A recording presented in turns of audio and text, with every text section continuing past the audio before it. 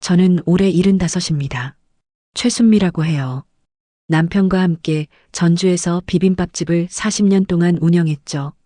새벽 5시에 일어나 콩나물을 삶고 시금치를 데치고 고추장을 직접 만들었습니다. 손님들이 맛있다고 할 때마다 가슴이 뿌듯했어요. 덕분에 큰돈을 벌었고 두 딸을 대학까지 보냈습니다. 하지만 20년 전 남편이 세상을 떠났어요. 담배 때문에 생긴 폐암이었습니다. 병원에서 마지막 순간까지 제 손을 꼭 잡고 있던 남편의 손이 아직도 생생해요. 그때부터 저 혼자 가게를 꾸려나갔죠. 힘들었지만 멈출 수가 없었습니다. 두 딸을 생각하면 버틸 수 있었어요. 큰딸 민지는 결혼해서 인천 송도에 살고 있습니다. 좋은 남편 만나서 잘 살고 있다고 들었어요. 작은 딸 수진이는 아직 미혼인데 제 가게를 물려받아 열심히 일하고 있죠. 두 딸 모두에게 매달 용돈을 조금씩 보내왔습니다. 제가 번 돈이니까요. 딸들이 편하게 살았으면 하는 게 엄마 마음 아니겠어요.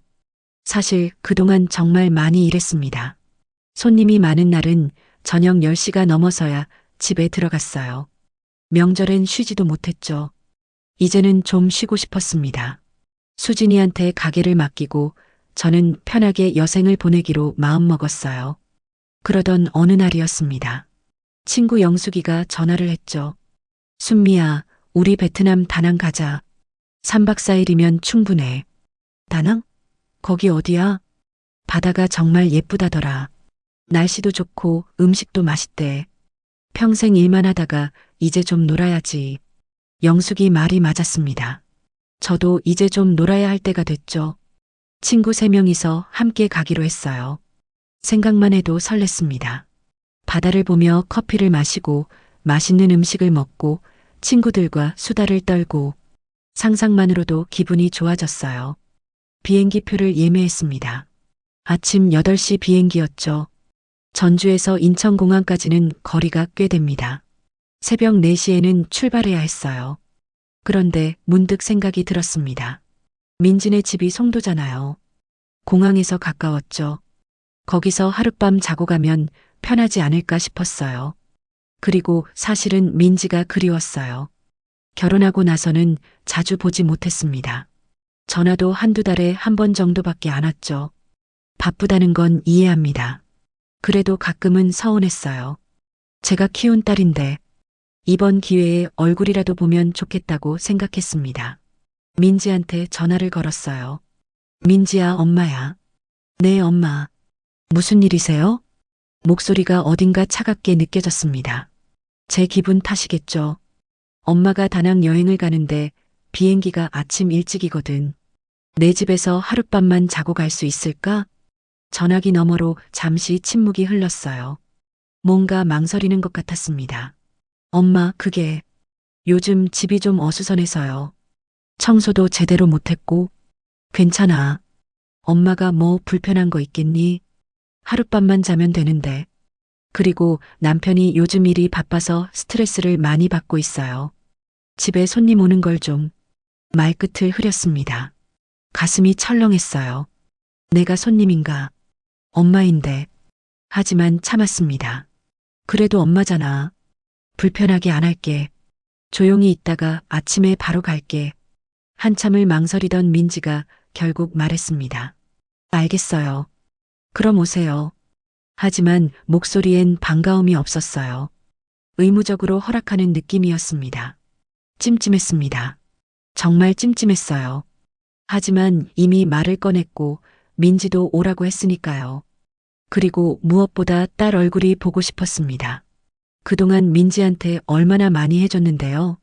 매달 용돈도 보내줬고 결혼할 때도 목돈을 쥐어줬습니다. 집 장만할 때도 도와줬죠. 이 정도면 하룻밤쯤은 괜찮지 않을까요? 저는 스스로를 설득했습니다. 여행 전날 오후 저는 작은 가방을 챙겼어요. 옷 한 벌과 세면도구만 넣었습니다. 하룻밤이니까요. 수진이가 물었죠. 엄마, 언니 집 가세요? 응, 공항이 가까워서. 내일 아침 일찍 비행기거든. 조심히 다녀오세요. 다낭에서 재밌게 놀다 오시고요. 수진이는 환하게 웃으며 제 가방을 들어줬습니다. 현관까지 배웅해 주더니 손을 흔들어 줬어요. 마음이 따뜻해졌습니다. 이런 게 딸이죠. 버스를 타고 기차를 갈아타고 오후 5시쯤 송도에 도착했습니다. 민진의 아파트는 깨끗하고 현대적인 건물이었어요. 로비도 멋지고 엘리베이터도 최신식이었습니다. 잘 사는구나. 제 마음이 뿌듯했죠. 초인종을 눌렀습니다. 문이 열렸어요. 민지가 나왔습니다. 오랜만에 보는 딸의 얼굴. 반가웠어요. 하지만 민지의 표정은 밝지 않았습니다. 어서 오세요, 엄마. 말은 그렇게 했지만 눈빛이 차가웠어요. 환영하는 느낌이 아니었습니다. 뭔가 이상했죠. 하지만 일단 들어갔습니다. 집안은 정말 깨끗했어요. 하얀 타일 바닥이 반짝거렸고 가구들도 먼지 하나 없이 정돈되어 있었습니다. 거실에는 민지의 남편 재훈이가 앉아 있었어요. 저는 어색하게 인사했습니다. 최서방, 오래간만이네. 재훈은 고개만 까딱했습니다. 대답도 없었죠.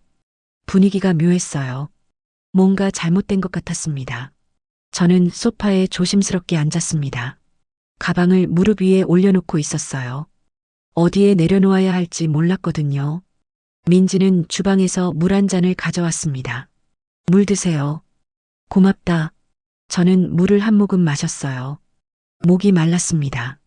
긴 여행 때문이기도 했지만 이 어색한 분위기 때문이기도 했죠. 재호는 계속 스마트폰만 보고 있었어요. 저한테 눈길도 주지 않았습니다. 민지가 제 옆에 앉았습니다. 하지만 거리를 두고 앉았어요. 예전에는 제 팔을 꼭 잡고 붙어 앉곤 했는데 많이 변했구나. 가슴이 아팠습니다. 엄마, 여행 준비는 다 됐어요? 응, 별거 없어. 옷 한 벌만 챙겼어. 그렇게 가벼워도 돼요? 친구들이랑 가는 거라 편하게 다닐 거야.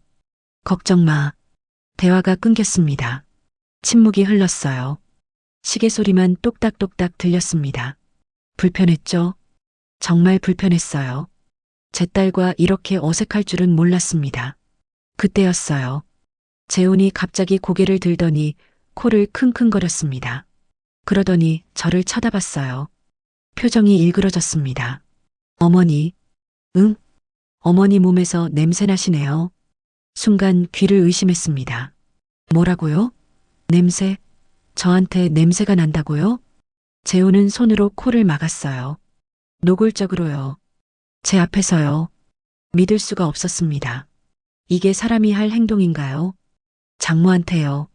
무슨 소리야? 나 아까 씻고 왔는데. 아니, 진짜 냄새나요. 노인 냄새 같은 거요. 노인 냄새라니. 저는 말문이 막혔습니다. 가슴이 뜨거워졌어요. 얼굴이 화끈거렸습니다. 모욕감이 밀려왔죠. 더 충격적인 건 민지였습니다. 민지는 아무 말도 하지 않았어요. 남편의 무례한 행동을 보고도 가만히 있었습니다. 오히려 저를 피하듯 몸을 뒤로 뺐어요. 민지야. 저는 딸을 불렀습니다. 목소리가 떨렸어요. 엄마, 너도 그렇게 생각하니? 민지는 눈을 피했습니다. 대답하지 않았어요. 그 침묵이 답이었죠. 가슴이 무너져 내렸습니다. 제가 키운 딸이 이럴 수가 있나요? 재훈이 다시 입을 열었습니다.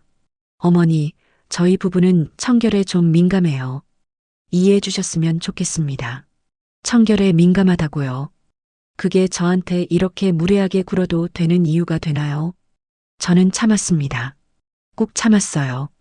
하룻밤만 지내면 되니까요. 민지가 일어났습니다. 엄마, 집에서 지켜야 할 게 몇 가지 있어요. 뭔데? 일단 집에 들어올 때는 실내화로 갈아 신으세요. 그건 당연하지. 그리고 화장실 쓰시고 나서 물을 꼭 내리시고 바닥에 물기 하나도 남기면 안 돼요. 수건으로 깨끗이 닦아주셔야 합니다. 알았어. 침대 시트 건드리지 마시고요. 베개도 만지지 마세요. 소파에도 앉을 때 조심하셔야 하고요. 말이 계속 이어졌습니다. 이것도 하지 마라, 저것도 조심하라. 마치 제가 무슨 균이라도 옮기는 사람 같았어요. 아니, 사람 취급도 못 받는 느낌이었습니다. 저는 고개를 끄덕였습니다. 뭐라고 말할 기력도 없었어요. 그저 빨리 내일 아침이 왔으면 좋겠다고 생각했죠. 저녁은 드셨어요? 민지가 물었습니다. 아니, 아직. 저희는 이미 먹었어요. 엄마 오신다고 했지만 시간 맞추기가 어려워서요. 거짓말이었습니다. 분명히요. 저는 오후 5시에 도착했어요. 저녁 먹기엔 이른 시간이죠. 일부러 일찍 먹은 것 같았습니다. 저랑 같이 먹기 싫어서요. 괜찮아. 배 안 고파. 냉장고에 반찬 있으니까 알아서 드세요. 그런데 설거지는 꼭 해주셔야 해요. 저희 방식대로요. 민지는 설거지 방법까지 세세하게 설명했습니다. 어느 수세미로 어떻게 닦아야 하는지, 물기는 어떻게 제거해야 하는지 들으면서 한숨이 나왔어요. 재우는 여전히 저를 불편한 눈빛으로 쳐다봤습니다. 마치 집에 들어온 벌레를 보는 것 같았어요. 저는 그 시선을 견딜 수가 없었습니다. 민지야, 나 좀 쉬고 싶은데. 방 어디야? 민지의 표정이 굳었습니다. 엄마, 그게. 응? 사실 방은 좀 곤란해요. 방은 안 된다고? 저희는 방을 정말 깨끗하게 유지하거든요. 외부인이 들어가면 안 돼요. 외부인이라니. 저를 외부인이라고 불렀습니다. 엄마를요. 가슴에 칼이 꽂히는 것 같았어요. 그럼 어디서 자라는 거니? 민지는 현관 쪽을 가리켰습니다. 거기요. 저는 고개를 돌렸어요. 현관 옆 신발장 바로 옆에 이불이 깔려 있었습니다. 바닥에요. 침대도 아니고 바닥에요. 저기서 자라고? 네. 불편하시겠지만 하룻밤만 참아주세요. 목소리에 미안함은 없었습니다. 그냥 사무적이었어요. 마치 호텔 직원이 손님한테 말하듯이요. 저는 아무 말도 할 수 없었습니다. 목이 메었어요. 눈물이 날 것 같았지만 참았습니다. 딸 앞에서 우는 모습 보이기 싫었어요. 알겠어. 겨우 그 말만 했습니다. 민지는 고개를 끄덕이고 자기 방으로 들어갔어요. 재훈도 따라 들어갔죠. 문이 닫혔습니다. 저는 혼자 거실에 남았어요. 신발장 옆 이불을 내려다봤습니다. 초라한 이불 한 채였어요. 베개도 낡았고요. 손님용도 아닌 것 같았습니다. 아마 걸레질할 때 쓰는 이불인 것 같았어요. 방 안을 더럽히기 싫어서 이러는 거겠죠. 저를 더러운 사람으로 보는 겁니다. 제가 키운 딸이요. 제 돈으로 대학 보내고 결혼시키고 집까지 사주는데 보탠 딸이요. 저는 이불 위에 앉았습니다. 엉덩이에 바닥의 딱딱함이 느껴졌어요. 차가웠습니다. 신발장 문이 바로 옆에 있었죠. 냉장고를 열어봤습니다. 반찬이 있긴 했어요. 하지만 먹고 싶지 않았습니다. 목구멍으로 넘어갈 것 같지 않았어요. 그냥 물만 한 잔 더 마셨습니다. 시계를 봤어요. 겨우 저녁 7시였습니다. 내일 아침까지 얼마나 긴 시간인가요? 견딜 수 있을까요? 저는 이불 위에 누웠습니다. 천장을 바라봤어요. 형광등 불빛이 눈에 들어왔습니다. 눈을 감았죠. 하지만 잠이 올 리 없었습니다. 이게 제 신세인가요? 40년을 일해서 번 돈으로 딸들 키우고 이제 이런 대우를 받는 건가요? 신발장 옆 바닥에 누워있는 제 모습이 너무 처량했습니다. 민지 방에서 웃음소리가 들렸어요. 재훈과 뭔가 얘기하며 웃고 있었습니다. 저는 여기서 이렇게 누워있는데요. 눈물이 흘렀습니다. 소리 없이요. 딸한테 들킬까 봐요. 시간이 참 더디게 갔습니다. 저는 신발장 옆 바닥에 누워 천장만 바라봤어요. 형광등을 껐지만 복도에서 새어들어오는 불빛 때문에 어둡지도 않았습니다. 등이 아팠어요. 바닥이 너무 딱딱했거든요. 이불을 깔았지만 소용없었습니다. 척추가 바닥에 닿는 느낌이었죠. 몸을 이리저리 뒤척였어요. 편한 자세를 찾으려고요. 하지만 어떻게 누워도 불편했습니다. 신발장 문이 삐걱거렸어요. 제가 움직일 때마다 흔들렸습니다. 언제 쓰러질지 모를 것 같았죠. 머리 위로요. 불안했어요. 민지 방에서는 계속 소리가 들렸습니다. 텔레비전 소리였어요. 드라마를 보는 것 같았습니다. 웃음소리도 났고요. 편하게 침대에 누워서 드라마를 보고 있겠죠. 저는 여기 바닥에 누워 있는데요. 시계를 봤습니다.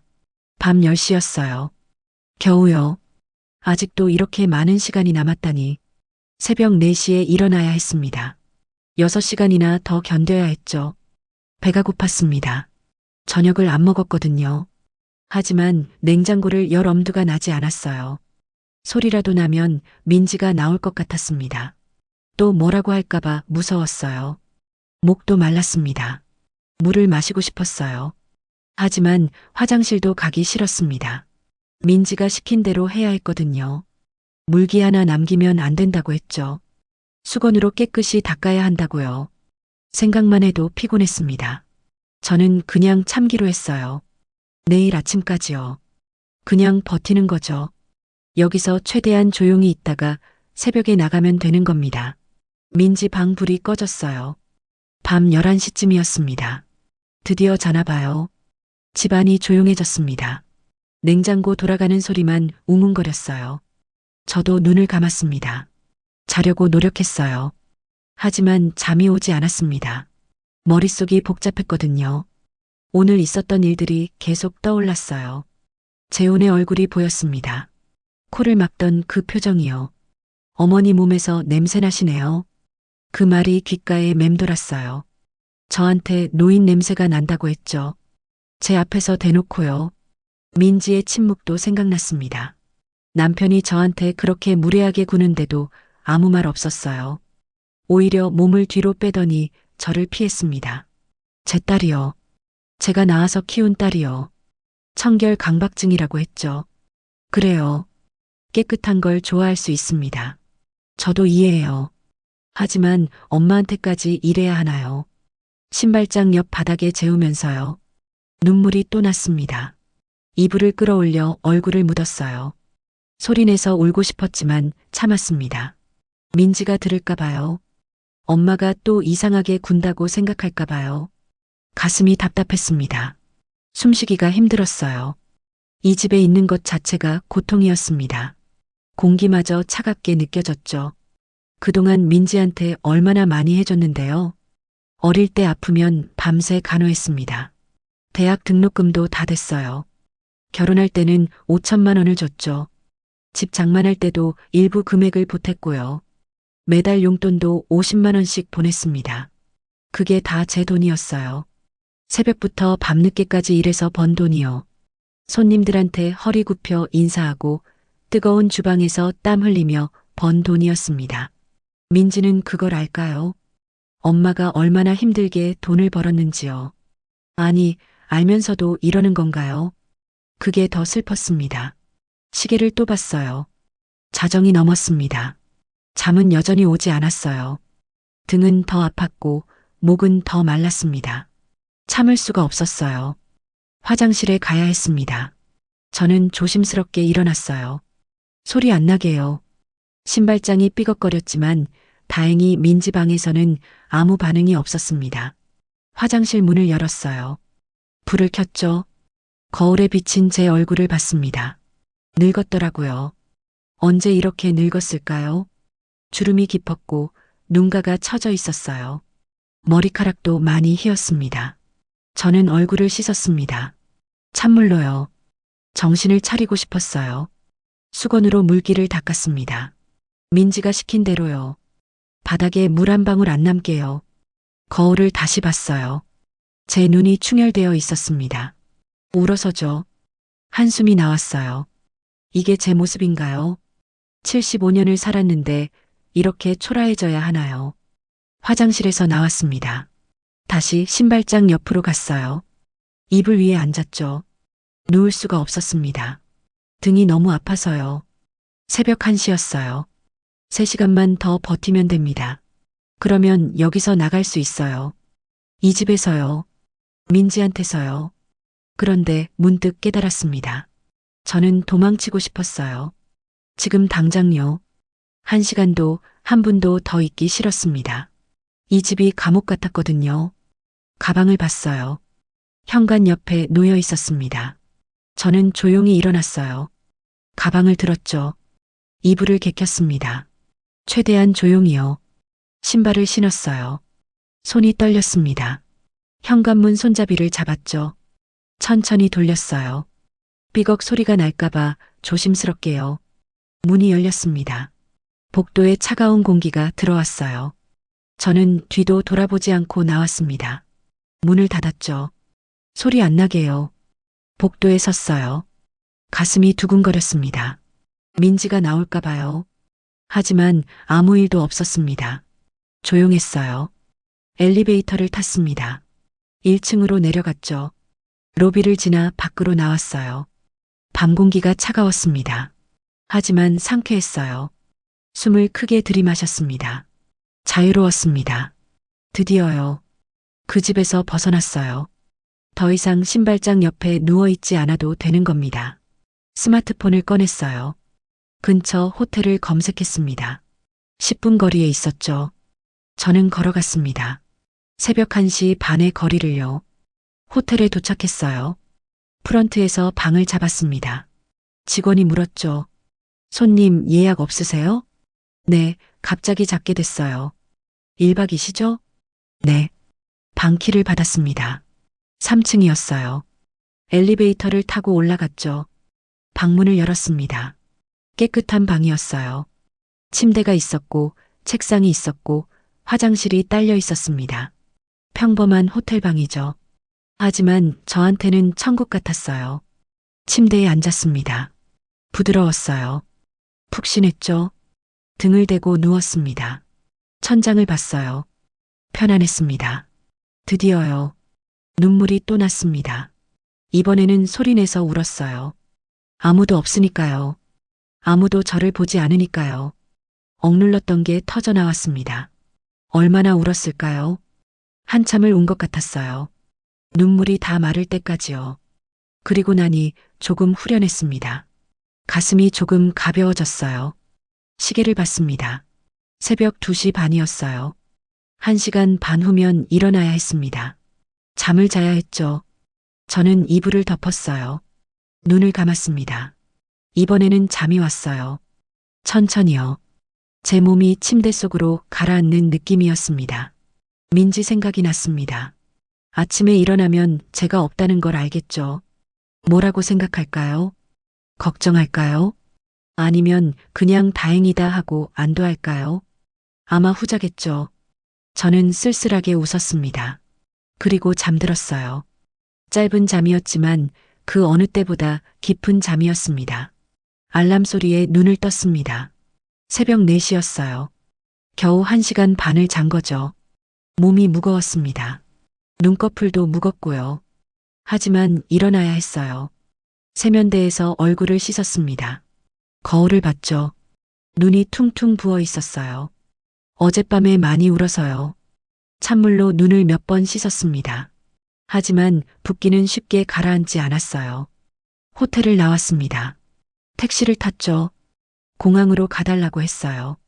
택시 기사님이 물었습니다. 일찍 출발하시네요. 네, 아침 비행기라서요. 여행 가세요?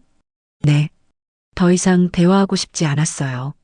창밖만 봤습니다. 어두운 새벽거리가 지나갔죠. 간간히 불 켜진 건물들이 보였어요. 스마트폰을 꺼냈습니다. 민지한테서 연락이 왔을까 봐요. 하지만 아무것도 없었습니다. 전화도 없고 문자도 없었어요. 제가 사라진 걸 모르는 걸까요? 아니면 알면서도 연락 안 하는 걸까요? 가슴이 아팠습니다. 어느 쪽이든 슬펐어요. 엄마가 새벽에 집을 나갔는데 걱정도 안 한다니요. 공항에 도착했습니다. 체크인을 했어요. 짐을 붙였죠. 보안 검색대를 지났습니다. 모든 게 기계적이었어요. 그냥 몸이 움직이는 대로요. 게이트 앞에서 친구들을 만났습니다. 영숙이와 경희, 그리고 정자였어요. 다들 반갑게 인사했죠. 순미야, 잘 잤어? 얼굴이 좀 피곤해 보이는데. 영숙이가 물었습니다. 걱정스러운 표정이었어요. 응, 괜찮아. 그냥 일찍 일어나서 그래. 거짓말이었습니다. 괜찮지 않았어요. 전혀요. 하지만 말할 수 없었습니다.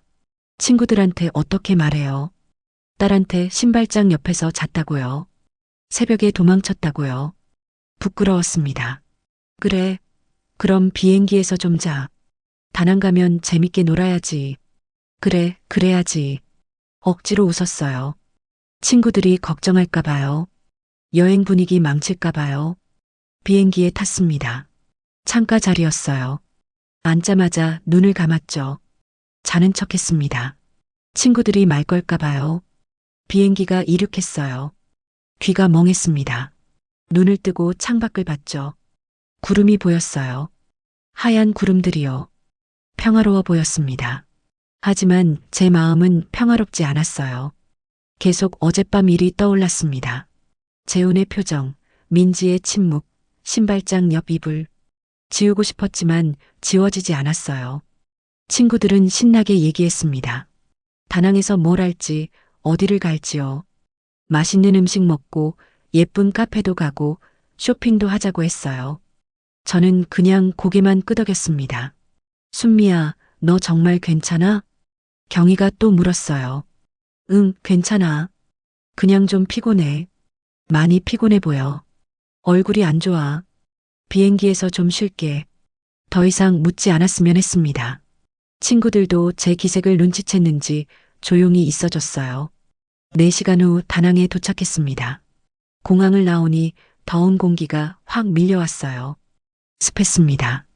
햇빛도 강했죠. 선글라스를 썼어요. 택시를 타고 호텔로 갔습니다. 바다가 보이는 호텔이었어요. 리조트 같은 곳이었죠. 친구들이 예약해둔 거였습니다. 와, 여기 진짜 좋다. 순미야, 봐봐. 바다 보여. 정자가 신나서 소리쳤어요. 저도 바다를 봤습니다. 푸른 바다였어요. 파도가 치고 있었죠. 예뻤습니다. 정말 예뻤어요. 하지만 마음이 움직이지 않았습니다. 그냥 예쁘다는 생각만 들었어요. 감흥이 없었죠. 텅 빈 느낌이었습니다. 방에 짐을 풀었어요. 친구들과 함께 쓰는 방이었습니다. 침대 2개가 있었죠. 저는 가방을 침대 위에 올려놓고 주저앉았어요. 피곤하면 좀 쉬다가 나와. 우리 일단 점심 먹으러 갈게. 영숙이가 말했습니다. 아니, 나도 갈게. 괜찮아? 응. 같이 나갔습니다. 해산물 식당에 갔어요. 신선한 새우랑 게가 있었죠. 친구들은 맛있다고 난리였어요. 순미야, 이거 먹어봐. 진짜 맛있어. 영숙이가 새우를 제 앞에 놓아줬습니다. 저는 먹었어요. 씹었죠. 삼켰습니다. 맛이 있는지 없는지 모르겠더라고요. 그냥 삼키는 거였어요. 맛있지? 응, 맛있어. 또 거짓말이었습니다. 사실 아무 맛도 안 났어요. 입안이 텁텁했습니다. 오후에는 해변을 걸었습니다. 모래가 부드러웠어요. 발에 닿는 느낌이 간지러웠죠. 파도 소리가 들렸습니다. 사람들이 웃고 떠들었어요. 저는 그냥 걸었습니다. 친구들 뒤를 따라요. 생각이 많았어요. 민지 생각이요. 지금쯤 뭐 하고 있을까요? 제가 없어진 걸 알았을까요? 혹시 걱정하고 있을까요? 아니면 시원하다고 생각할까요? 더러운 엄마가 사라졌다고요. 청결한 집을 지킬 수 있게 됐다고요. 가슴이 또 아팠습니다. 걷는데 눈물이 날 것 같았어요. 선글라스를 쓰고 있어서 다행이었죠. 순미야, 사진 찍자. 경희가 저를 불렀습니다. 친구들이 모였어요. 저도 함께 섰죠. 웃으라고 했습니다. 저는 웃었어요. 억지로요. 사진을 찍었습니다. 찰칵 소리가 났어요. 사진을 봤습니다. 친구들은 환하게 웃고 있었어요. 저도 웃고 있었죠. 하지만 제 눈은 웃지 않았습니다. 순미야, 너 오늘 하루 종일 이상해. 무슨 일 있어? 영숙이가 진지하게 물었습니다. 다른 친구들도 저를 봤어요. 아니, 아무 일도 없어. 거짓말. 우리가 몇 년 친군데 내가 이상한 거 다 보여. 영숙이는 제 손을 잡았습니다. 따뜻했어요. 그 따뜻함에 눈물이 날 뻔했죠. 그냥 좀 피곤해서 그래. 미안해. 분위기 망쳐서. 무슨 소리야? 피곤하면 일찍 들어가서 쉬어. 우리는 괜찮아. 아니야. 같이 있을게. 하지만 결국 호텔로 돌아갔습니다. 친구들도 저를 보내줬어요.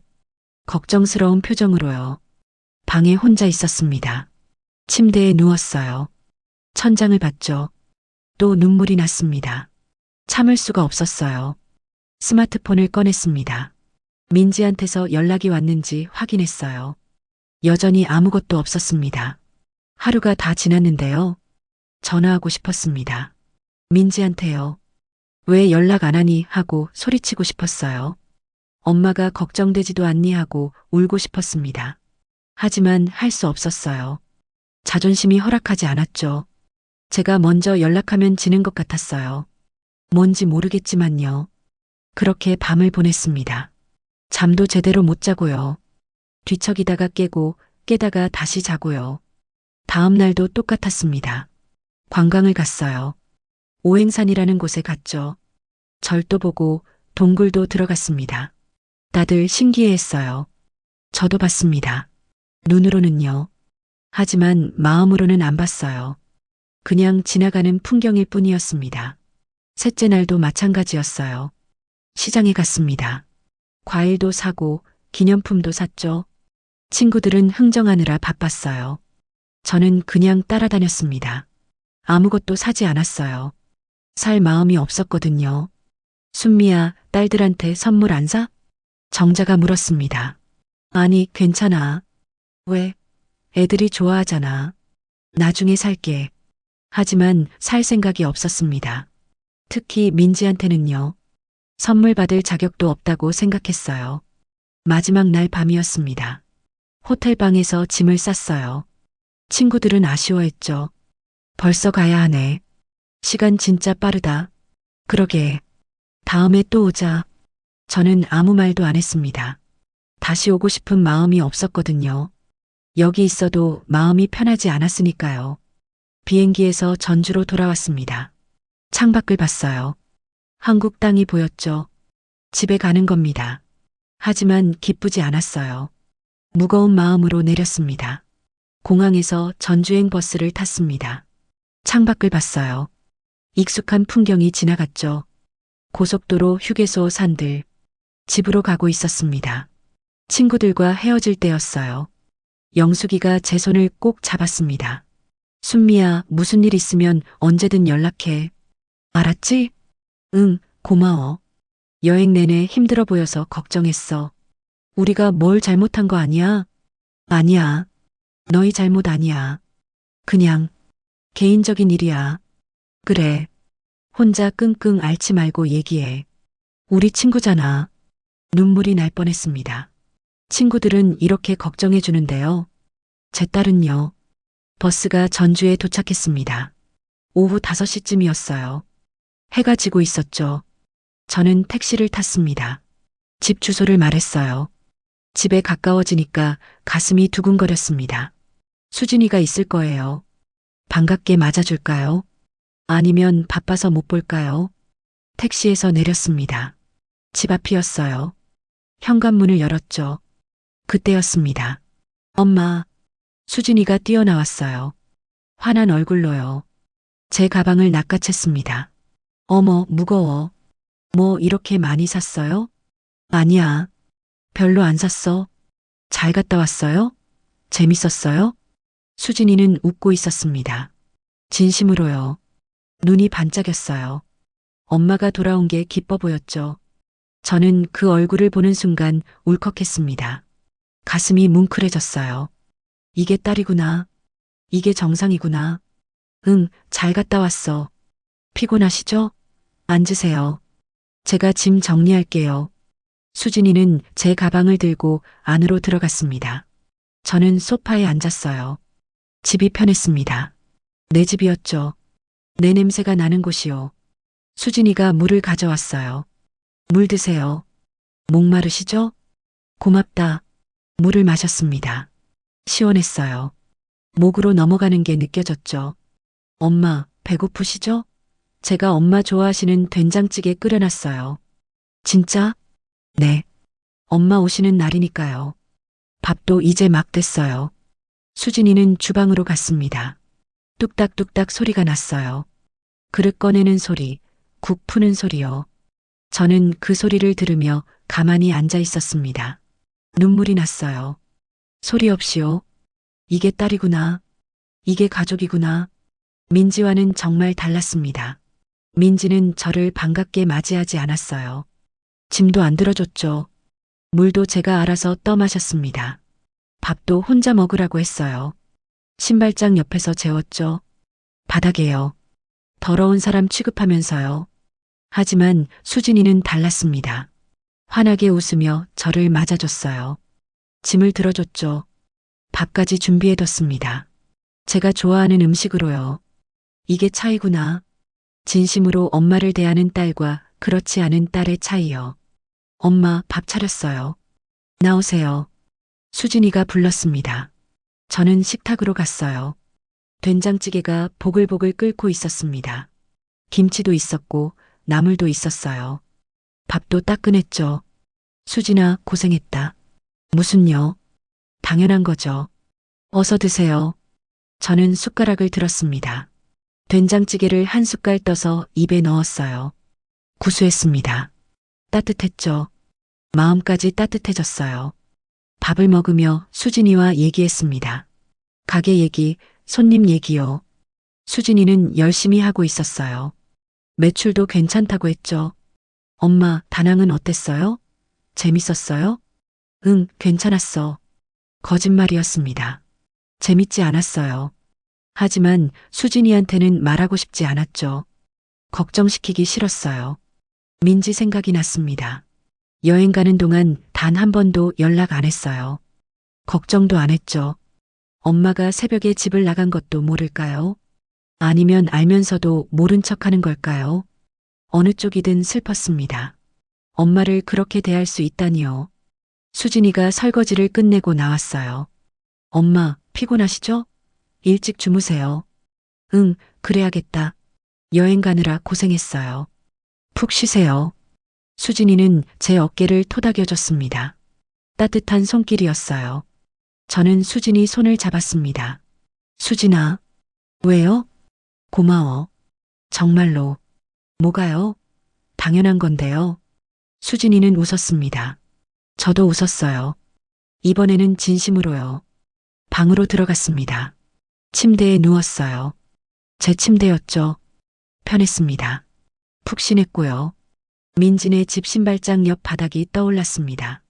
딱딱했던 그 바닥이요. 차가웠던 공기요. 무례했던 재훈의 말들이요. 비교가 됐습니다. 수진이와요. 똑같은 딸인데 이렇게 다를 수가 있나요? 저는 결심했습니다. 그동안 두 딸을 똑같이 대했어요. 공평하게요. 용돈도 똑같이 줬고 명절 선물도 똑같이 했죠. 하지만 이제는 안 되겠더라고요. 저한테 잘해주는 딸을 더 챙겨야 한다고 생각했습니다. 당연한 거 아니겠어요. 수진이는 저를 진심으로 대했습니다. 반갑게 맞아주고 밥도 해주고 걱정도 해주죠. 이게 딸이에요. 하지만 민지는요. 저를 더럽다고 했어요. 냄새난다고 코를 막았죠. 신발장 옆에서 재웠습니다. 바닥에요. 이게 딸인가요? 이게 제가 키운 딸인가요? 아니죠. 이건 딸이 아니에요. 그냥 남인 거예요. 저는 스마트폰을 들었습니다. 민지 전화번호를 찾았어요. 손가락이 떨렸습니다. 통화 버튼을 눌렀죠. 신호음이 갔습니다. 한 번, 두 번, 세 번. 받지 않았어요. 네 번째 신호음 끝에 받았습니다. 엄마. 민지 목소리였어요. 무덤덤했습니다. 나야. 여행 잘 갔다 왔어요? 인사치레였습니다. 진심이 담기지 않은 말이었죠. 민지야. 왜요? 나 할 말 있어. 뭔데요? 심호흡했습니다. 용기를 냈어요. 나도 깨끗한 너희 집 앞으로 안 갈 테니까. 네. 너는 더러운 우리 집 오지 마라. 전화기 너머로 당황하는 소리가 들렸습니다. 숨소리가 거칠어졌어요. 엄마, 무슨 소리예요?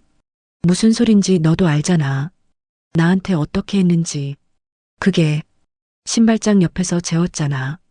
바닥에 나를, 내 엄마를. 목소리가 떨렸습니다. 화가 났어요. 서러웠고요. 엄마, 그건 사정이 있어서.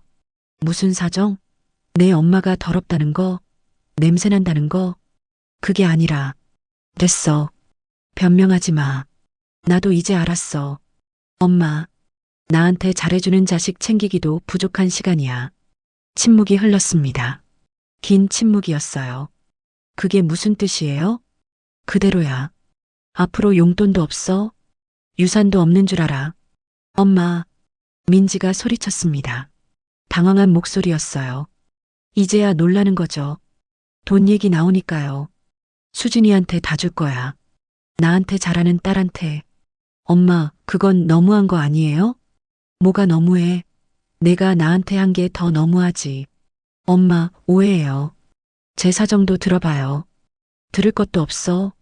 내가 나한테 어떻게 했는지 다 봤어. 엄마, 전화를 끊었습니다. 손이 떨렸어요. 가슴이 두근거렸죠. 하지만 후회는 없었습니다. 해야 할 말을 한 거예요. 늦었지만요. 스마트폰을 내려놓았습니다. 천장을 봤어요. 시원했습니다. 가슴이 뻥 뚫린 느낌이었죠. 이제 수진이만 챙기면 됩니다. 저한테 잘해주는 딸만요. 그게 맞는 거예요. 전화를 끊고 나니 조용했습니다. 방 안이 고요했어요. 시계 소리만 똑딱거렸죠. 저는 침대에 그대로 누워 있었습니다.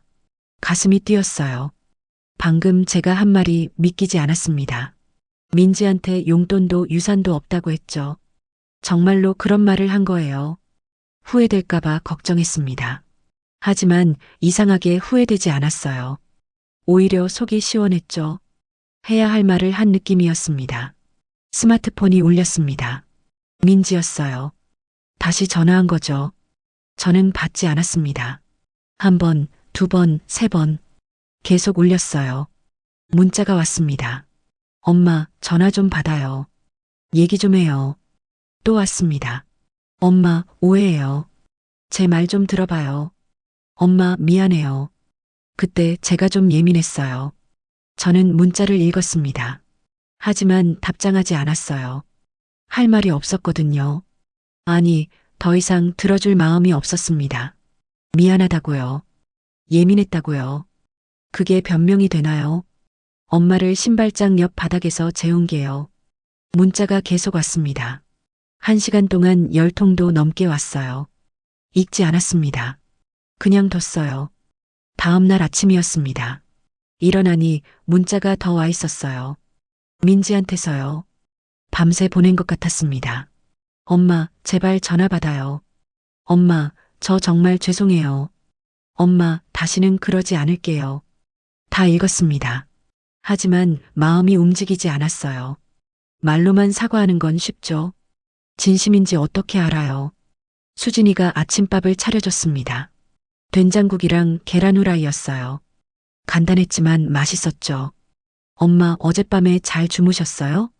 응, 잘 잤어. 다행이다. 그런데 표정이 좀 안 좋으신데요? 아니야. 괜찮아. 수진이는 제 얼굴을 자세히 봤습니다. 걱정스러운 눈빛이었어요. 무슨 일 있어요? 아니야. 아무 일도 없어. 거짓말이었습니다. 하지만 말하고 싶지 않았어요. 수진이까지 걱정시키기 싫었죠. 며칠이 지났습니다. 민지한테서 문자와 전화가 계속 왔어요. 하루에 서너 번씩이요. 저는 받지 않았습니다. 읽지도 않았죠. 일주일쯤 됐을까요? 재훈한테서 전화가 왔습니다. 민지 남편이요. 번호를 보고 놀랐어요. 받아야 하나 말아야 하나 고민했습니다. 결국 받았어요. 여보세요. 어머니. 재훈 목소리였습니다. 어색했어요. 왜? 어머니, 민지가 요즘 많이 힘들어해요. 그래서 어머니가 전화를 안 받으시니까요. 문자도 답장 안 하시고요. 그래서 내가 대신 전화했어? 네. 민지가 많이 죄송해하고 있어요. 재훈 목소리가 조심스러웠습니다. 예전과는 달랐어요. 저한테 코 막던 그 사람 맞나 싶었죠. 죄송하면 다야? 어머니, 너도 미안하니? 침묵이 흘렀습니다. 재훈이 답하지 못했어요. 내가 물어봤잖아. 너도 미안하냐고. 죄송합니다. 목소리가 작았습니다. 겨우 들릴 정도였어요. 뭐가 미안한데? 그날 제가 실례를 했습니다. 구체적으로 말해봐. 어머니한테 냄새난다고 했습니다. 정말 죄송합니다. 그것만 바닥에서 주무시게 한 것도 정말 잘못했습니다. 재호는 사과했습니다. 하지만 진심인지 모르겠더라고요. 민지가 시켜서 하는 것 같았어요. 됐어. 민지 받고? 네. 잠시 후 민지가 받았습니다. 엄마, 나야. 엄마, 미안해요. 목소리가 떨렸습니다. 울고 있는 것 같았어요. 뭐가 미안한데? 그날 엄마한테 너무했어요. 저도 알아요. 알면서 왜 그랬어? 저도 모르겠어요. 남편이 청결에 집착하는 편이라 저도 그렇게 됐나 봐요. 그게 이유가 돼? 아니에요. 변명이에요. 다 제 잘못이에요. 민지는 계속 울먹였습니다. 저는 차갑게 들었어요. 엄마, 한 번만 용서해 주세요. 다시는 그러지 않을게요. 너 지금 뭐 때문에 사과하는 거야? 네. 진심으로 미안해서? 아니면 유산 걱정돼서? 민지가 말을 멈췄습니다. 답하지 못했어요. 대답 안 해도 알아. 돈 때문이지. 엄마, 그게 아니에요. 거짓말하지 마. 내가 용돈 끊고 유산 없다고 하니까 그제야 연락하는 거잖아. 엄마, 진짜 미안했으면 그 자리에서 사과했어야지. 왜 일주일이나 지나서 하는 거야? 민지는 대답하지 못했습니다. 할 말이 없는 거죠. 엄마, 정말 미안해요. 제발 한 번만. 안 돼. 단호하게 말했습니다. 처절하게 뉘우치지 않는 한 용서 없어. 처절하게요? 그래. 내가 나한테 어떻게 했는지 진짜로 깨달아야 해. 말로만 미안하다고 하지 말고. 어떻게 하면 돼요? 그건 내가 생각해. 내가 왜 알려줘야 해? 민지가 흐느꼈습니다. 울음소리가 들렸어요. 예전 같았으면 마음이 약해졌을 겁니다. 딸이 우는데요. 하지만 이번에는 달랐습니다. 제 마음이 돌처럼 굳어 있었어요. 그리고 말이야. 네. 수진이 봤어? 동생이요? 응. 내가 집에 왔을 때 어떻게 했는지. 민지는 대답하지 않았습니다. 짐 들어주고 밥 차려주고 웃으면서 맞아줬어. 그게 딸이야. 비교가 되더라. 똑같은 딸인데 이렇게 다를 수가 있나? 저는 숨을 깊이 들이쉬었습니다. 마지막 말을 하려고요. 나도 이제 알았어. 다 챙길 수 없다는 거. 엄마, 무슨 말이에요?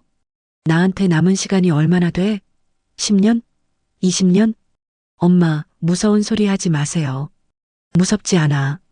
현실이지. 나도 늙었어. 얼마 안 남았어. 목소리가 잠겼습니다. 사실이었거든요. 그 짧은 시간에 다 이해하고 다 챙기기에는 너무 모자라. 엄마, 그러니까 나한테 잘해주는 사람만 챙길 거야. 민지는 울기만 했습니다. 말을 하지 못했어요. 너희 집도 안 갈 테니까 우리 집도 오지 마. 그게 서로한테 좋아. 엄마, 정말로 이러실 거예요? 응, 진심이야. 저는 어떻게 해요? 내가 알아서 해. 어른이잖아. 민지가 큰 소리로 울었습니다. 하지만 저는 마음이 흔들리지 않았어요. 진짜로 뉘우치면 그때 다시 생각해 볼게. 지금은 아니야. 전화를 끊었습니다. 손이 떨렸어요. 하지만 해냈습니다. 해야 할 말을 다 한 거예요. 스마트폰을 내려놓았습니다. 창밖을 봤어요. 해가 지고 있었습니다. 노을이 붉었죠. 가슴이 아팠습니다. 딸한테 그런 말을 했으니까요. 하지만 어쩔 수 없었어요. 해야 했던 말이었습니다. 저도 사람이에요. 상처받으면 아프죠. 무시당하면 화나고요. 그걸 참을 수만은 없었습니다. 수진이가 문을 두드렸습니다. 엄마, 저녁 먹어요. 알았어. 금방 나갈게. 거울을 봤어요. 제 얼굴이 피곤해 보였습니다. 늙어 보였고요. 하지만 표정은 단단했어요.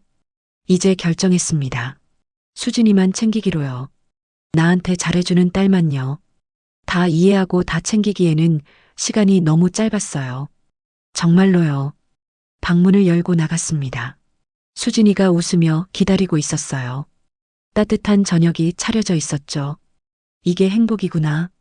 이렇게 소박한 게요. 저는 수진이 옆에 앉았습니다. 밥을 먹기 시작했어요. 마음이 정말로 편했습니다. 그날 이후로 민지한테서 연락이 계속 왔습니다. 매일같이요. 문자도 오고 전화도 왔어요. 하지만 저는 받지 않았습니다. 읽지도 않았죠. 일주일이 지났고 한 달이 지났습니다. 연락은 점점 뜸해졌어요. 처음엔 하루에 서너 번 왔는데 나중엔 이틀에 한 번, 그 다음엔 일주일에 한 번이 됐죠. 저는 그냥 지켜봤습니다. 민지가 어떻게 하는지요. 진짜로 뉘우치는지 아니면 그냥 포기하는지요. 수진이는 저를 더 잘 챙겨줬습니다. 매일 아침 일어나면 밥상을 차려놨어요. 저녁에는 같이 텔레비전을 봤죠. 주말에는 함께 시장도 갔습니다. 엄마, 이거 드셔봐요. 맛있어요. 엄마, 오늘 가게에 손님이 엄청 많았어요. 엄마, 우리 다음 주에 영화 볼까요? 수진이는 항상 웃었습니다. 저를 보면 환하게요. 그 웃음이 저를 살게 했어요. 어느 날이었습니다. 수진이가 물었어요. 엄마, 언니랑 연락해요? 아니. 왜요? 싸웠어요? 응, 비슷해. 무슨 일인데요? 저는 잠시 망설였습니다. 말해야 하나 말아야 하나요? 하지만 결국 말했어요. 다 말했습니다. 송도에 갔던 일, 신발장 옆에서 잤던 일, 새벽에 도망친 일요. 수진이는 듣더니 화를 냈습니다. 언니가 어떻게 그럴 수가 있어요? 미쳤나 봐요. 진정해. 이미 지난 일이야. 지난 일이 아니에요. 엄마한테 그렇게 하다니. 언니한테 전화해야겠어요. 하지 마. 왜요? 내가 알아서 할게. 너는 신경 쓰지 마. 수진이는 화가 난 표정이었습니다. 하지만 더 이상 말하지 않았어요. 엄마 속상하셨죠? 응, 많이. 당연하죠. 저라도 화나요. 수진이가 제 손을 잡았습니다. 따뜻했어요. 엄마, 저는 절대 그러지 않을게요. 알아. 넌 착하니까. 착한 게 아니라 당연한 거예요. 엄마잖아요. 저는 수진이를 꼭 안았습니다. 고마웠어요. 이런 딸이 있어서요. 그날 밤 저는 생각했습니다. 제 인생을요. 75년이었어요. 긴 시간 같지만 돌이켜보면 짧았습니다. 젊었을 때는 시간이 많은 줄 알았어요. 뭐든지 할 수 있을 것 같았죠. 하지만 나이가 드니까 알겠더라고요. 시간이 얼마 안 남았다는 걸요. 남편도 같습니다. 친구들도 하나둘 아프다고 하더라고요. 제 차례도 멀지 않았겠죠. 그런데 그 짧은 시간을 누구한테 쓸 건가요? 저를 사랑하지 않는 사람한테요? 저를 무시하는 사람한테요? 아니죠. 그럴 수 없어요. 저한테 잘해주는 사람한테 써야 합니다. 저를 사랑해주는 사람한테요. 그게 수진이에요. 민지도 언젠가는 깨닫겠죠. 자기가 뭘 잃었는지요. 하지만 그건 민지 몫이에요. 제가 기다려줄 의무는 없습니다.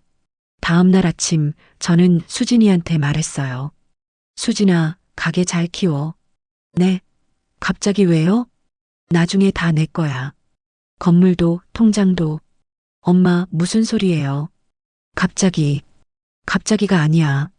원래 계획이었어. 언니는요? 언니 몫은 없어.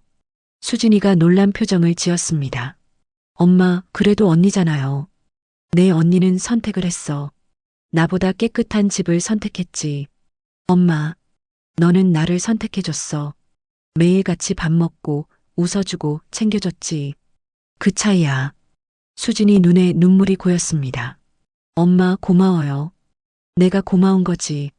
이렇게 잘해줘서. 저는 수진이를 안았습니다.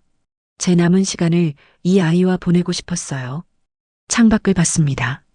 해가 떠오르고 있었어요. 새로운 하루가 시작되는 거죠. 저는 깨달았습니다.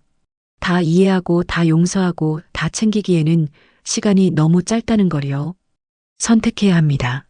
누구를 사랑할지, 누구와 시간을 보낼지요. 저는 수진이를 선택했어요. 그게 제 결정이었습니다. 민지가 언젠가 돌아올까요? 진심으로 뉘우치고요? 모르겠습니다.